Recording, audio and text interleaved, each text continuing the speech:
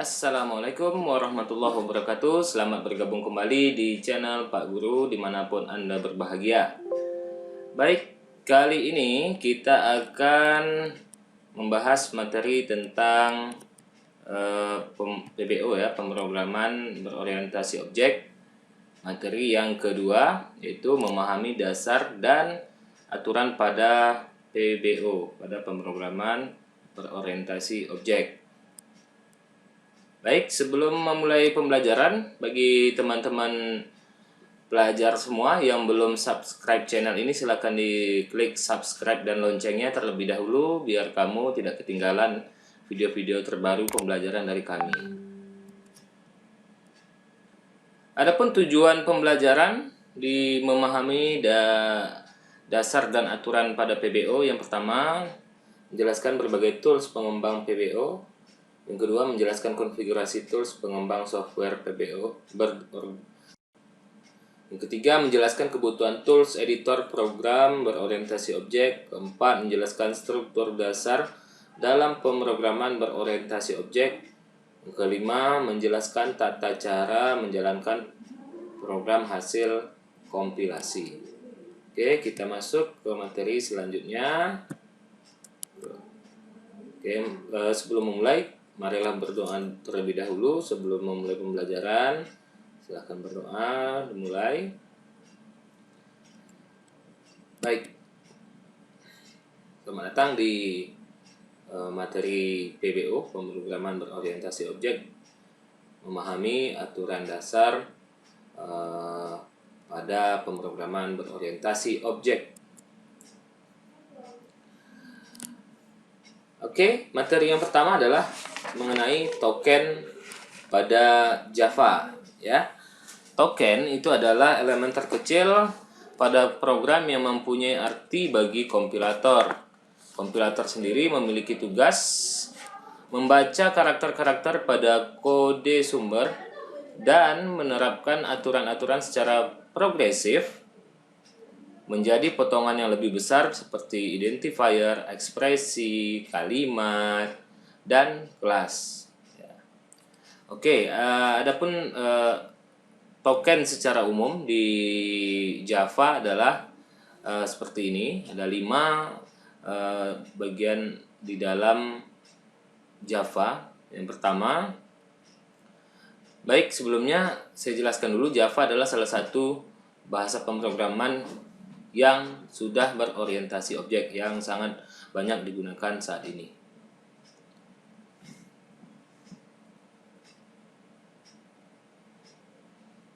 Pertama, identifier.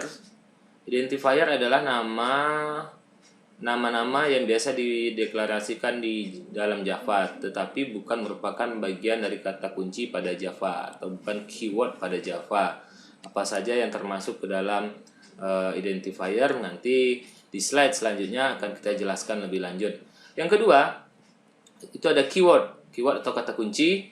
Dalam Java, kata kunci adalah kata yang telah didefinisikan oleh compiler yang memiliki arti dan tujuan tertentu. Jadi ketika kita membuat sebuah variabel di Java tidak boleh menggunakan kata-kata keyword karena akan terjadi ambigu pada compilernya. Apa saja keyword nanti di slide selanjutnya akan dijelaskan juga. Kemudian yang ketiga adalah literal atau tipe data primitif. Tipe data yang hanya mampu menyimpan satu nilai setiap satu variabel dan telah didefinisikan terlebih dahulu ya. Sebagaimana kita ketahui di materi pemrograman dasar, tipe data terbagi menjadi 2, ada tipe data primitif dan tipe data non primitif. Kemudian yang keempat adalah operator. Operator dalam Java adalah simbol atau tanda yang digunakan untuk mengoperasikan 2 value atau lebih. Operator aritmatika ya, operator pembanding yang akan kita gunakan nanti di dalam pemrograman Java. Yang kelima, separator. Separator merupakan sebuah tanda atau karakter yang memiliki tugas menginformasikan pada kompilator atau compiler mengenai adanya pengelompokan kode program. Separator ini seperti titik koma di akhir pernyataan atau kode program, atau double backspace, nah, seperti itu. Oke, untuk informasi lebih lengkap kita simak materi yang selanjutnya mengenai keyword.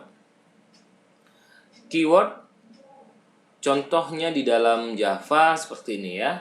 Ada abstract, ada asset, boolean, break, byte, case, catch, char, ada return, ada package, ada private, ya, protected, public. Nah, public, protected, private ini adalah salah satu contoh dari hak akses modifier yang digunakan di Java. Jadi kata-kata yang ada di dalam table ini tidak boleh digunakan di dalam penulisan variabel di Java. Kita harus menggunakan yang lain, ya.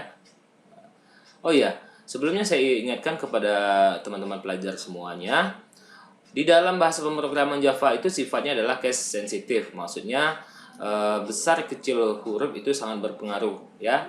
Atau orang menyebut juga sistemnya seperti punuk unta, ya. Sistem penulisannya seperti punuk unta, besar kecil. Jadi tulisan huruf buku ditulis dengan buku BUKU huruf kecil itu berbeda dengan B besar U kecil K kecil U kecil, itu sudah berbeda, ya, maksudnya.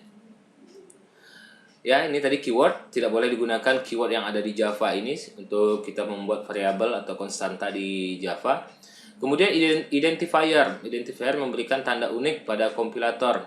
Ini berbeda dengan keyword, tapi fungsinya juga hampir sama, tidak boleh digunakan kata-kata ini untuk membuat sebuah penamaan variabel, ya.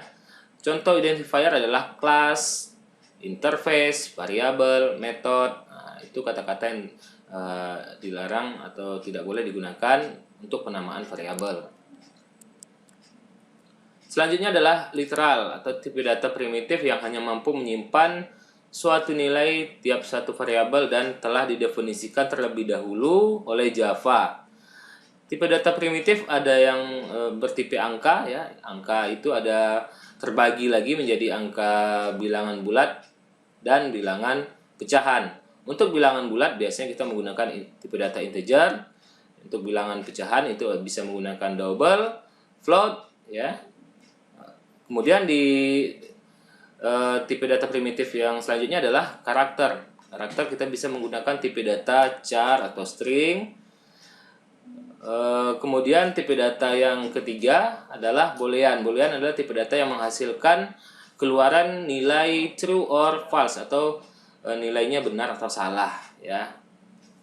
Itulah kira-kira tipe data primitif atau literal yang akan sering kita jumpai di pemrograman Java nantinya ketika kita ngoding, ya. Ketika kita membuat kode program, ada identifier, ada keyword, ada literal. Ini akan sering sekali kita jumpai saat kita melakukan pembuatan program di Java menggunakan compiler. Compilernya bebas apa saja, boleh menggunakan NetBeans atau menggunakan Eclipse. Nah, nanti di pertemuan berikutnya kita akan coba praktek membuat program sederhana menggunakan salah satu IDE atau compiler Java. Mungkin kita akan menggunakan NetBeans nanti, ya, teman-teman. Oke, materi yang selanjutnya tentang separator. Separator merupakan sebuah tanda atau karakter yang memiliki tugas menginformasikan pada compiler Java atau kompilator Java mengenai adanya pengelompokan kode program. Ya, jadi tugasnya itu adalah menginfokan kepada compiler Java mengenai adanya pengelompokan kode program. Nah, jadi contohnya di sini ada simbol seperti ini, buka kurung, tutup kurung atau parenthesis. Ini digunakan untuk mengelompokkan parameter dan menjalankan metode. Biasanya kode ini atau simbol ini kita jumpai di metode, ya, di dalam metode. Di dalamnya ada parameter yang akan kita buat. Nah, jadi biasanya parameter berada di dalam simbol ini atau parenthesis. Kemudian ada simbol seperti ini ya, kurung siku, kalau orang bilang kurung siku atau bracket.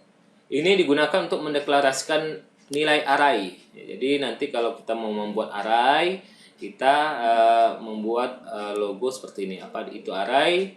Seperti di pelajaran pemrograman dasar, sama ya, konsepnya sama, pengertiannya. Array itu nilai sebuah variabel yang memiliki banyak nilai dengan tipe data yang sama ya. Nah, jadi pendeklarasiannya, simbolnya menggunakan notasi seperti ini. Nah, kemudian ada nih kurung kurawal ya, atau braces. Braces ini digunakan untuk mengelompokkan nilai array yang dan mengidentifikasikan blok kode untuk kelas atau metode. Oke. Jadi ini sama, bisa untuk array juga, tapi diidentifikasikan untuk blok kode untuk sebuah kelas atau sebuah metode. Ya, kalau ini untuk variabel array saja, satu variabel array, kalau ini untuk kelas atau metode. Kemudian yang di bawah ada titik koma atau semikolon, digunakan untuk mengakhiri pernyataan. Jadi setiap satu baris instruksi kode program di Java itu harus diakhiri dengan titik koma. Nah, kalau kelupaan membuat titik komanya nanti akan terjadi error ya, merah biasanya di kompilatornya. Di NetBeans-nya akan merah atau silang seperti itu. Kemudian ada titik atau koma, maaf ini koma ya, koma. Ini digunakan untuk memisahkan identifier saat deklarasi variabel ya, memisahkan sebuah identifier saat mendeklarasikan variabel. Maksudnya misalnya nih di dalam parenthesis tadi kita membuat dua buah parameter, ada parameter angka dan parameter huruf. Misalnya dalam kurung int nilai, koma string nama. Nah, seperti itu. Jadi dipisahkan dengan koma. Ada sebuah variabel A yang bertipe data integer, koma string nama. Ada sebuah variabel nama yang bertipe data string. Jadi ada dua buah variabel yang berada di dalam parenthesis dipisahkan dengan koma. Nah, seperti itu. Untuk prakteknya di video selanjutnya ya. Kemudian yang terakhir ada titik atau period. Nah, period ini digunakan untuk memisahkan nama package. Biasanya di atas ada nama package di atas sekali ketika kita membuat sebuah kode program Java. Ada package ya, import java.apa. Nah, biasanya itu menggunakan titik ya. Gitu, teman-teman semuanya. Kira-kira materi tentang dasar dan aturan pada PBO cukup saya rasa. Tinggal nanti kita praktekkan minggu depan. Jika teman-teman semuanya ada yang masih kurang paham, bisa berikan pertanyaan di kolom komentar ya, dan jangan lupa subscribe channel Pak Guru. Oke, sekian dari saya. Assalamualaikum warahmatullahi wabarakatuh.